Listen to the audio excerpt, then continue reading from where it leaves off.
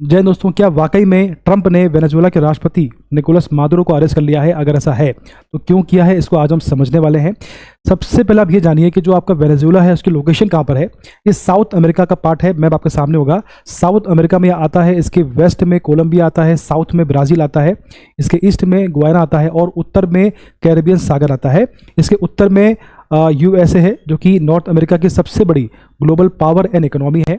अब सवाल यह है कि ट्रंप ने ऐसा क्यों किया। देखिए, यूएसए का आरोप है कि Nicolas Maduro drug trafficking, corruption और डेमोक्रेसी सप्रेशन में शामिल है, इसलिए उन्होंने वेनेजुएला पर बहुत सारे सैंक्शन लगा दिए और इंटरनेशनल अरेस्ट वारंट की बात भी की गई। लेकिन इसका जो रियल कारण है वो अलग है, यानी एक्सपर्ट के अकॉर्डिंग इसका जो रियल रीजन है वो है ऑयल यानी तेल। देखिए, वेनेजुएला के पास में 303 अरब बैरल का ऑयल रिजर्व है जो कि पूरे वर्ल्ड का 18% है। लेकिन इसका जो ऑयल है वो हैवी क्रूड में आता है, इसको निकालना और रिफाइन करना बहुत ही मुश्किल होता है। लेकिन यूएसए के पास में जो रिफाइनरीज हैं तो इसी प्रकार के क्रूड ऑयल के लिए बनी हुई है, तो यूएसए को कोई दिक्कत नहीं आने वाली है, उसके लिए बेनिफिट यहां से होने वाला है। अब यूएसए को क्या बेनिफिट यहां से होगा वो समझे आप। सबसे पहला है लैटिन अमेरिका पर पॉलिटिकल प्रेशर क्रिएट करना। सेकंड है वेनेजुएला पर स्ट्रेटेजिक कंट्रोल क्रिएट करना, चाइना रशिया इन्फ्लुएंस को काउंटर करना। और फोर्थ है यूएस इलेक्शन में अपनी फॉरेन पॉलिसी इमेज को डेवलप करना। तो ये 4 बेनिफिट यूएसए को होने वाले हैं अगर यूएसए के अकॉर्डिंग कहानी आगे बढ़ती है। तो वेनेजुएला की बात करें तो मादुरो सरकार ने इसे इंपीरियलिस्ट अटैक बताया है। जो गवर्नमेंट के सपोर्ट में है वो यूएसए के खिलाफ है और जो अपोजिशन में है उन्होंने मादुरो को तानाशाह बताया है। जनता की बात करें, पब्लिक की बात करें